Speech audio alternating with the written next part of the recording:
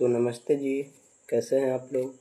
तो आज हम लोग केमिस्ट्री का चैप्टर 1 यानी ठोस अवस्था सॉलिड स्टेट का important short answer type question करने वाले हैं, जो कि परीक्षा की दृष्टि से बहुत ही ज़्यादा महत्वपूर्ण है।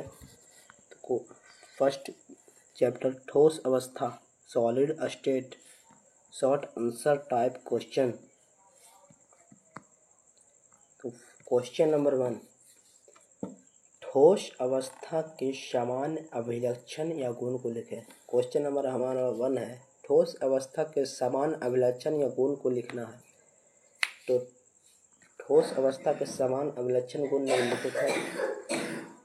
ठोस अवस्था के सामान्य गुण निम्नलिखित है। फर्स्ट, इसका आकार एवं आयतन निश्चित होता है। पहला क्या है, इसका आकार एवं आयतन निश्चित होता है। सेकंड, इसका अवयवी कण परमाणु अणु आयन सुव्यवस्थित होता है, यानी इसका अवयवी कण जो है परमाणु अणु आयन तीनों से सुव्यवस्थित रहता है या होता है। 3 नंबर, इसके कणों के मध्य प्रबल अंतराण्विक बल आकर्षण बल लगता है। इसके कणों के मध्य प्रबल अंतराण्विक आकर्षण बल लगता है। 4, यह भंगुर होते हैं। यह भंगुर होते हैं। 5, यह बहुत ही ज़्यादा कठोर होते हैं। यह कठोर होते हैं। 6, इसका घनत्व उच्च होता है, यानी इसका घनत्व बहुत ही ज़्यादा उच्च होता है, मतलब हाई होता है। हाई डेंसिटी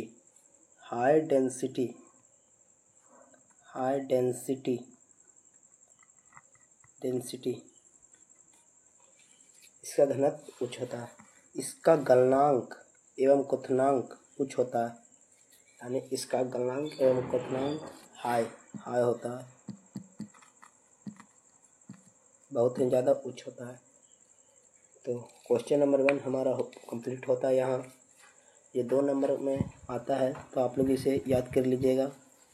तो सेकंड नंबर क्वेश्चन क्या कह रहा है। सेकंड नंबर क्वेश्चन हमारा कह रहा है, सहसंयोजक ठोस या नेटवर्क ठोस क्या है, इसके गुणों को लिखें। तो क्वेश्चन नंबर सेकंड की ओर बढ़ते हैं। तो क्वेश्चन नंबर सेकंड क्या कह रहा है, सहसंयोजक ठोस या नेटवर्क ठोस क्या है, इसके गुणों को लिखें। नेटवर्क सॉलिड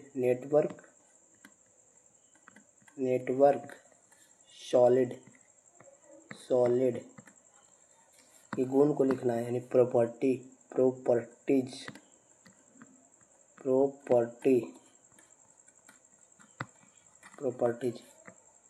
सहसंयोजक या नेटवर्क ठोस क्या है, इसके गुणों को लिखें। तो नेटवर्क ठोस हमारा नेटवर्क सॉलिड हमारा क्या था, वैसा ठोस जिसका अवयवी कण अधातु के परमाणु होते हैं, यानी कि वैसा ठोस जिसका अवयवी कण अधातु के परमाणु होते हैं, नॉन मेटल के परमाणु होते हैं, तथा जो सहसंयोजक बंधों से जुड़े होते हैं उसे सहसंयोजक या नेटवर्क सॉलिड कहते हैं। क्या बोल रहा है, वैसा ठोस जिसका अवयवी कण अधातु के परमाणु होते हैं तथा जो सहसंयोजक बंधों से जुड़े होते हैं उसे सहसंयोजक या नेटवर्क सॉलिड ठोस कहते हैं।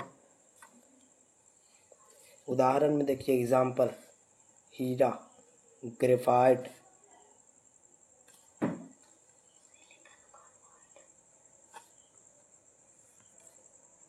SiC यानी silicon carbide, SiO2 silicon oxide etcetera.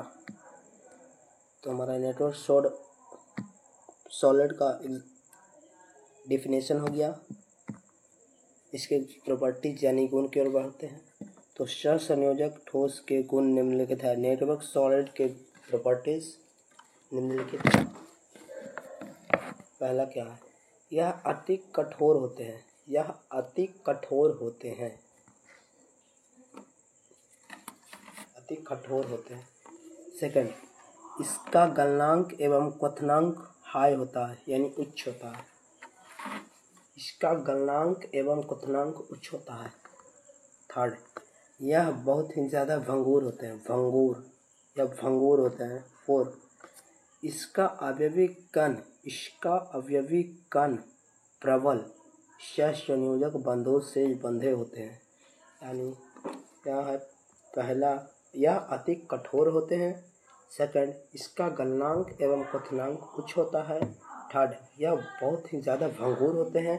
Fourth, इसका अवयवी कण प्रबल सहसंयोजक बंधों से बंधे होते हैं। क्वेश्चन नंबर 3 देखिए, ठोस कठोर क्यों होते हैं, सॉलिड कठोर क्यों होते हैं, तो देखते हैं।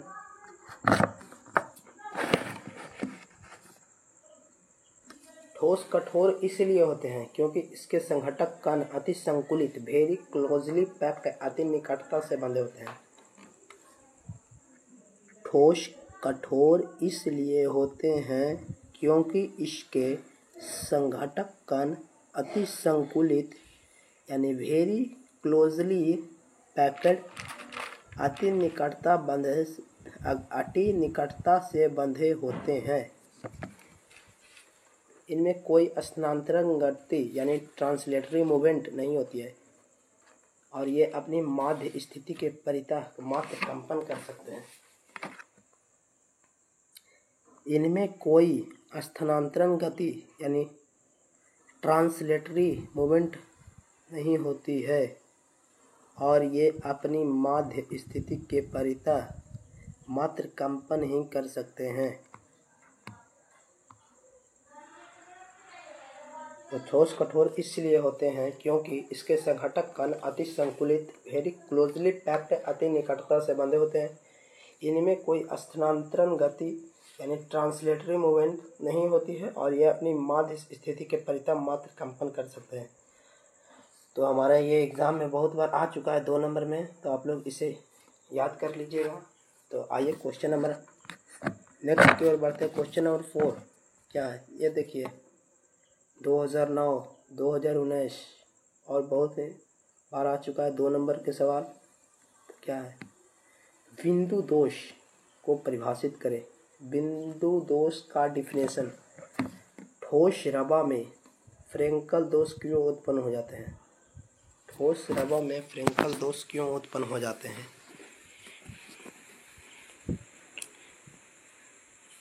बिंदु दोष क्रिस्टल में स्टाइयोमेट्री, नॉन स्टाइयोमेट्री एवं अशुद्धता दोष को बिंदु दोष कहा जाता है। क्रिस्टल में स्टाइयोमेट्री, नॉन स्टाइयोमेट्री एवं अशुद्धता दोष को बिंदु दोष कहा जाता है। बहुत ही सरल भाषा में है, क्रिस्टल में स्टाइयोमेट्री, नॉन स्टाइयोमेट्री एवं अशुद्धता दोष को बिंदु दोष कहा जाता है। ठोस रबा में आयन का आकार,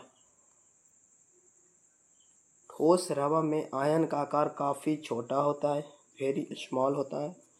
इन आयन के लिए अपनी स्थिति छोड़ना तथा क्रिस्टल जालक में स्थिति प्राप्त करना अपेक्षाकृत आसान हो जाता है। तो क्रिस्टल में स्टाइकियोमेट्री, नॉन स्टाइकियोमेट्री एवं अशुद्धता दोष को बिंदु दोष कहा जाता है। ठोस रबा में आयन का आकार काफ़ी स्मॉल होता है यानी छोटा होता है। इन आयन के लिए अपनी स्थिति छोड़ना तथा क्रिस्टल जालक में स्थिति प्राप्त करना अपेक्षाकृत आसान हो जाता है। जैसे में क्या है, silver chloride, silver bromide, silver AGL,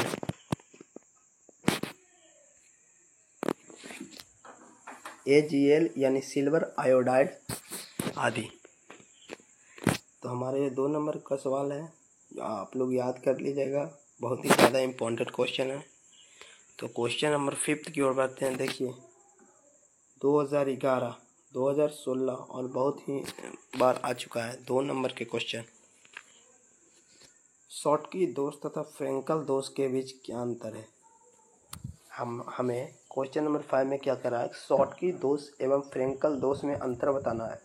तो हमारा उत्तर होगा शॉटकी दोष एवं फ्रेंकल दोष में निम्नलिखित अंतर है।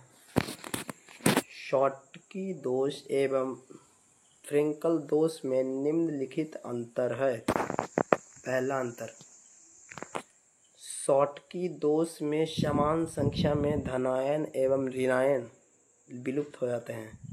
शॉटकी दोष में समान संख्या में धनायन एवं ऋणायन विलुप्त हो जाते हैं, यानी अपनी जगह को छोड़कर विलुप्त हो जाते हैं। जबकि फ्रेंकल दोष में धनायन विस्थापित होकर अंतराकाशी में चला जाता है। जबकि फ्रेंकल दोष में धनायन विस्थापित होकर अंतराकाश में चला जाता है। शॉटकी दोष में क्या होता है? शॉटकी दोष में समान संख्या में धनायन एवं ऋणायन विलुप्त हो जाता है, और जब फ्रेंकल दोष में धनायन विस्थापित होकर अंतराकाशी में चला जाता है। तो सेकंड अंतर देखिए, शॉटकी दोष में घनत्व घटता है। शॉटकी दोष में घनत्व यानी डेंसिटी घटता है।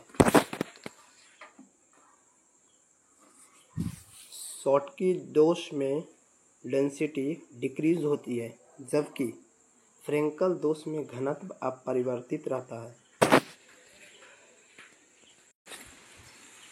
शॉटकी दोष में हमारा समान संख्या में धनायन एवं ऋणायन विलुप्त हो जाता है, यानी अपनी जगह को छोड़कर लुप्त हो जाते हैं, इसलिए इसका घनत्व घटता है। जबकि फ्रेंकल दोष में ऐसा नहीं होता। फ्रेंकल दोष में धनायन अंतराकाशीय स्थान में चला जाता है, इसलिए इस दोष में घनत्व अपरिवर्तित रहता है। 3 शॉटकी दोष में अस्थायित्व एवं चालकता बढ़ता है, इंक्रीज।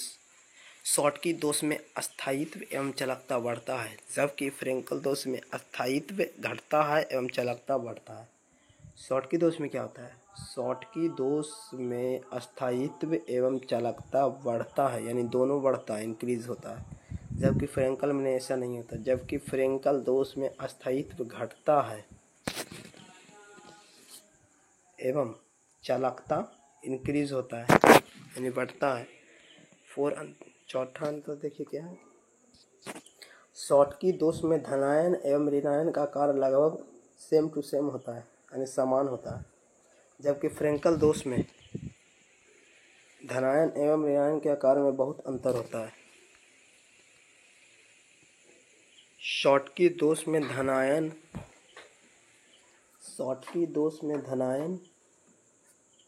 एवं ऋणायन का आकार लगभग समान होता है, जबकि फ्रेंकल दोष में धनायन एवं ऋणायन के आकार में बहुत अंतर होता है। शॉटकी दोष में धनायन एवं ऋणायन का आकार लगभग समान होता है, जबकि फ्रेंकल दोष में धनायन एवं ऋणायन के आकार में बहुत अंतर होता है। 5th अंतर, शॉटकी दोष का example sodium chloride, potassium chloride, potassium bromide etc। Schottky दोष का उदाहरण NaCl, KCl, KBr, sodium chloride, potassium chloride, potassium bromide etc। Frenkel दोष का एग्जाम्पल यानी उदाहरण silver bromide, silver chloride etcetera. AgBr, AgCl, silver bromide, silver chloride. Question number 6 क्या है देखते हैं। क्वेश्चन नंबर हमारा 6 है, क्रिस्टलीय एवं अक्रिस्टलीय ठोस में अंतर लिखें। क्रिस्टलीय एवं अक्रिस्टलीय ठोस में अंतर में लिखें। क्रिस्टलीय ठोस को रवादार ठोस भी कहा जाता है एवं अक्रिस्टलीय ठोस को वास्तविक या आभासी ठोस कहा जाता है। क्रिस्टलीय ठोस एवं अक्रिस्टलीय ठोस में निम्नलिखित अंतर है। पहला, क्रिस्टलीय ठोस निश्चित ज्यामितीय आकार का होता है, जबकि अक्रिस्टलीय ठोस निश्चित ज्यामितीय आकार का नहीं होता है। क्रिस्टलीय ठोस निश्चित ज्यामितीय आकार का होता है, जबकि अक्रिस्टलीय ठोस निश्चित ज्यामितीय आकार का नहीं होता है। क्रिस्टलीय ठोस निश्चित ज्यामितीय आकार का होता है, जबकि अक्रिस्टलीय ठोस निश्चित ज्यामितीय आकार का नहीं होता है। तो पहला अंतर हमारा, सेकंड अंतर देखिए, क्रिस्टलीय ठोस कणों के दीर्घ-प्रासी व्यवस्था के होते हैं, जबकि अक्रिस्टलीय ठोस कणों के लघु-प्रासी व्यवस्था के होते हैं। क्रिस्टलीय ठोस कणों की दीर्घ-प्रासी व्यवस्था के होते हैं, जबकि अक्रिस्टलीय ठोस कणों के लघु-प्रासी व्यवस्था के होते हैं। क्रिस्टलीय ठोस कणों के दीर्घ-प्रासी व्यवस्था के होते हैं, जबकि अक्रिस्टलीय ठोस कणों के लघु-प्रासी व्यवस्था के होते हैं। थर्ड नंबर देखिए,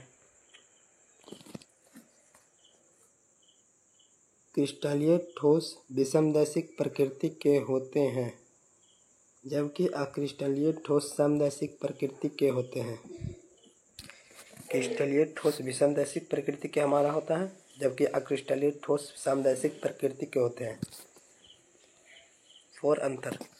चौथा, क्रिस्टलीय ठोस कठोर होते हैं, जबकि अक्रिस्टलीय ठोस मुलायम होता है। जब क्रिस्टलीय ठोस हमारा बहुत ज़्यादा कठोर होता है, जबकि अक्रिस्टलीय ठोस वेरी सॉफ्ट होता है, यानी मुलायम होता है। फिफ्थ अंतर, क्रिस्टलीय ठोस को वास्तविक ठोस भी कहा जाता है। तो हम शुरू में यही बताए थे, क्रिस्टलीय ठोस को वास्तविक ठोस भी कहा जाता है, जबकि अक्रिस्टलीय ठोस को आभासी ठोस भी कहा जाता है।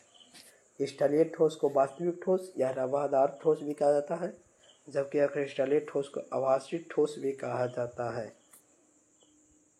क्रिस्टलीय ठोस को वास्तविक ठोस भी कहा जाता है, जबकि अक्रिस्टलीय ठोस को आभासी ठोस भी कहा जाता है। सिक्स्थ अंतर, क्रिस्टलीय ठोस का एग्जाम्पल, क्रिस्टलीय ठोस का उदाहरण हीरा, graphite, sodium chloride, potassium chloride etcetera. क्रिस्टलीय ठोस का हमारा उदाहरण है हीरा हो गया, ग्रेफाइट हो गया, sodium chloride NaCl, potassium chloride KCl etc। क्रिस्टलीय ठोस का उदाहरण यानी अक्रिस्टलीय ठोस का एग्जाम्पल रबर हो गया, प्लास्टिक हो गया, कांच हो गया एटसेट्रा। हमारा रबर हो गया, प्लास्टिक हो गया, कांच हो गया एटसेट्रा। तो क्वेश्चन नंबर 7, विषमदैशिक तथा समदैशिक क्या है? विषमदैशिक तथा समदैशिक क्या है? तो विषमदैशिक क्या है देखते हैं।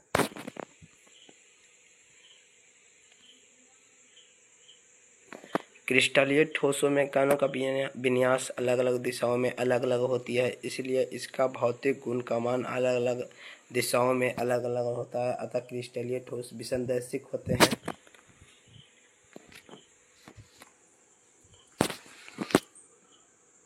हमारा क्रिस्टलीय ठोस विषमदैशिक होते हैं। क्रिस्टलीय ठोसों में कणों का विन्यास अलग अलग दिशाओं में अलग अलग होती है।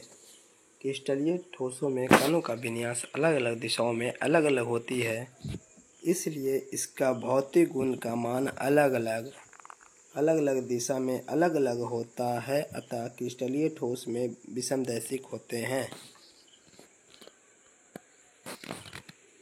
हमारा क्रिस्टलीय ठोस पूछे क्या होता है, तो विषमदैशिक 1 नंबर ऑब्जेक्टिव क्वेश्चन में आता है ये कई बार।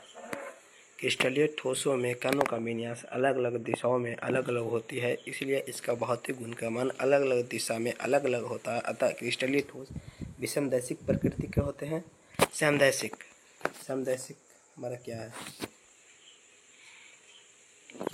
अक्रिस्टलीय ठोस में सभी दिशाओं में कणों की अनियमित विन्यास होती है, अतः किसी भी भौतिक गुण का मान सभी दिशाओं में एक समान होती है, इसलिए इसे समदैशिक कहा जाता है। हमारा अक्रिस्टलीय ठोस समदैशिक प्रकृति के होते हैं। अक्रिस्टलीय ठोस में सभी दिशाओं में कणों की अनियमित विन्यास होती है, अतः किसी भी भौतिक गुण का मान सभी दिशाओं में एक समान होती है, इसे समदैशिक कहा जाता है। उदाहरण एग्जाम्पल लोहा Fe चांदी, AU, कॉपर, CU,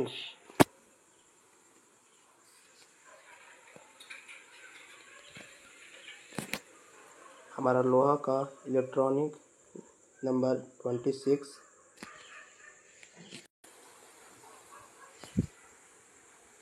चांदी का हमारा Ag होता है। लोहा यानी Fe का परमाणु संख्या हमारा 26, चांदी यानी Ag का परमाणु संख्या 47, कॉपर यानी कॉपर का परमाणु संख्या हमारा 29 होता है। तो क्वेश्चन नंबर 7 तक कर लिए हैं। क्वेश्चन नंबर 8 क्या कह रहा है, चालकता के आधार पर ठोस को कितने भागों में बांटा गया। विद्युत चालकता के आधार पर ठोस को कितने भागों में बांटा गया है। विद्युत चालकता के आधार पर ठोस को 3 भागों में बांटा गया है। विद्युत चालकता के आधार पर ठोस को 3 भागों में बांटा गया है। पहला सुचालक या चालक।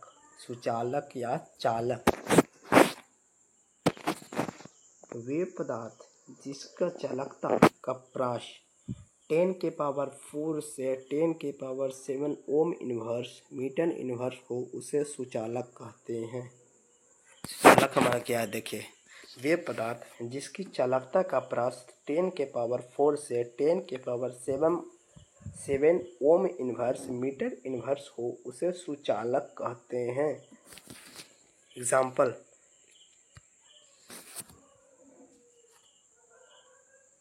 AU सोना यानी Ag चांदी, Cu से कॉपर, Fe से लोहा, Al से एल्युमिनियम। AU का परमाणु संख्या 79, Ag का परमाणु संख्या 47,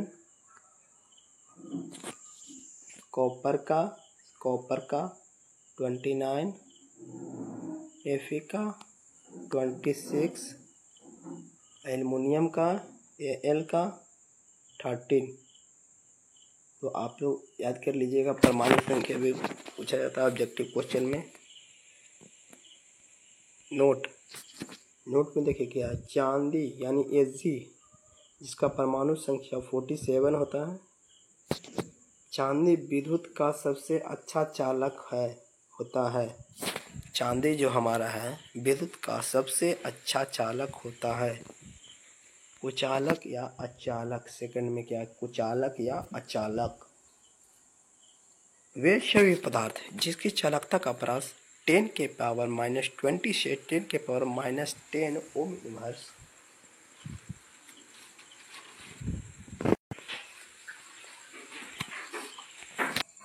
कुचालक यानी अचालक। वे सभी पदार्थ जिसकी चालकता का प्राश 10⁻⁻20 से 10⁻⁻10 ओम इनवर्स मीटर इनवर्स के मध्य हो उसे कुचालक कहते हैं। वे सभी पदार्थ जिसकी चालकता का प्राश 10⁻⁻20 से 10⁻10 ओम इनवर्स के मध्य हो उसे कुचालक कहते हैं। किसके मध्य हो, 10⁻20 से 10⁻10 के मध्य हो उसे कुचालक कहते हैं यानी अचालक। इसका उदाहरण प्लास्टिक, सूखा लकड़ी, अधातु नॉन मेटल। प्लास्टिक, सूखा लकड़ी, अधातु। इसी से थर्ड में क्या है, अर्धचालक। वे सभी पदार्थ जिसकी चालकता का प्राश 10⁻20 से वे सभी पदार्थ जिसकी चालकता का प्राश 10⁻6 से 10⁻4 ओम इनवर्स मीटर इनवर्स तक होता है उसे अर्धचालक कहते हैं।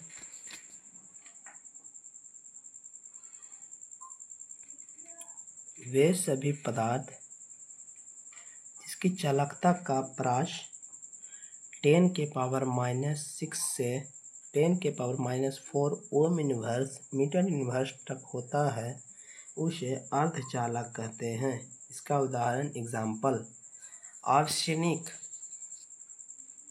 Silicon, germanium etc।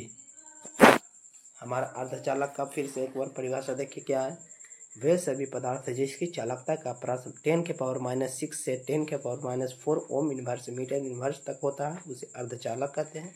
उदाहरण के लिए हमारा है arsenic, silicon, germanium etc। Question number 9, कांच को अतिशीतित द्रव्य क्यों कहा जाता है? कांच को अतिशीतित द्रव्य क्यों कहा जाता है? कांच को अतिशीतित द्रव्य इसलिए कहा जाता है क्योंकि कांच एक अक्रिस्टलीय ठोस है।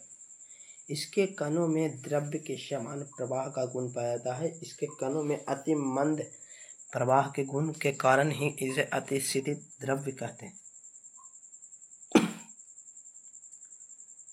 कांच को अतिशीतित द्रव्य इसलिए कहा जाता है क्योंकि कांच एक अक्रिस्टलीय ठोस है। इसके कणों में द्रव्य के समान प्रवाह का गुण पाया जाता है। इसके कणों में अति मंद प्रवाह के गुण के कारण ही इसे अतिशीतित द्रव्य कहते हैं या कहा जाता है। हमारा क्वेश्चन नंबर 9 क्या था? कांच को अतिशीतित द्रव्य क्यों कहा जाता है? तो कांच को अतिशीतित द्रव्य इसलिए कहा जाता है क्योंकि कांच एक अक्रिस्टलीय ठोस है। इसके कणों में द्रव्य के समान प्रवाह का गुण पाया जाता है। इसके कणों में अति मंद प्रवाह के गुण के कारण ही इसे अतिशीतित द्रव्य कहते हैं। क्वेश्चन नंबर 10 क्या है? हीरा के अभिलक्षणिक गुणों को लिखे। हीरा के अभिलक्षणिक गुणों को लिखे। याद रखिएगा, हीरा का अपवर्तनांक 2.42 होता है। हीरा के अभिलक्षणिक गुण को लिखे। हीरा के अभिलक्षणिक गुण निम्नलिखित है। यह सबसे कठोर होते हैं। हीरा हमारा सबसे कठोर होते हैं, सबसे कठोर धातु है। इसमें मुक्त इलेक्ट्रॉन नहीं पाया जाता है, इसलिए यह विद्युत का कुचालक होता है। इसमें मुक्त इलेक्ट्रॉन नहीं पाया जाता है, इसलिए यह विद्युत का कुचालक होता है। अगला देखिए क्या है? यह विद्युत का कुचालक होता है। यह हमारा विद्युत का कुचालक होता है। देखिए कहते ना, हीरा का अपवर्तनांक 2.42 होता है। हीरा में कार्बन का प्रसंकरण sp3 होता है। हीरा में कार्बन का संकरण sp3 होता है। तो हमारा ये क्वेश्चन नंबर 10 हो गया। क्वेश्चन नंबर 11 ये लास्ट क्वेश्चन है हमारा। फेरे चुंबकीय तथा पारा चुंबकीय में क्या अंतर है? फेरे चुंबकीय तथा पारा चुंबकीय में क्या अंतर है? फेरे चुंबकीय क्या है देखते हैं। वैसा पारा चुंबकीय पदार्थ जो बाहरी आरोपित चुंबकीय क्षेत्र हटा लेने के बावजूद वैसा पारा चुंबकीय पदार्थ जो बाहरी आरोपित चुंबकीय क्षेत्र हटा लेने के बावजूद चुंबकीय गुणों को प्रदर्शित करता है, फेरे चुंबकीय पदार्थ कहलाता है। देखिए एक बार फिर से उदाहरण यानी डिफिनेशन। फेरे चुंबकीय वैसा पारा चुंबकीय पदार्थ जो बाहरी आरोपित चुंबकीय क्षेत्र हटा लेने के बावजूद चुंबकीय गुणों को प्रदर्शित करता है, फेरे चुंबकीय पदार्थ कहलाता है। पारा चुंबकीय वैसा पदार्थ जिसके ऑर्बिटल में अयोनित इलेक्ट्रॉन हो तथा बाहरी आरोपित चुंबकीय क्षेत्र के हटाते ही वह चुंबकीय गुण खो देता है, पारा चुंबकीय पदार्थ कहलाता है। वैसा पदार्थ जिसके ऑर्बिटल में अयुग्मित इलेक्ट्रॉन हो तथा बाहरी आरोपित चुंबकीय क्षेत्र के हटाते ही वह चुंबकीय गुण को खो देता है, पारा चुंबकीय पदार्थ कहलाता है। तो हमारा लास्ट क्वेश्चन था। अगर आपको क्लास ये अच्छा लगा तो लाइक, सब्सक्राइब एंड शेयर कीजिए। अगर आप इसका PDF चाहते हैं तो हमारे टेलीग्राम चैनल से जुड़िए, जो कि डिस्क्रिप्शन में लिंक दे दिया जाएगा। आप लोग इसका PDF यहाँ से डाउनलोड कर सकते हैं। तो आज के क्लास में बस इतना ही। अगले नेक्स्ट क्लास में मिलते हैं। तब तक के लिए टाटा, बाय बाय, धन्यवाद।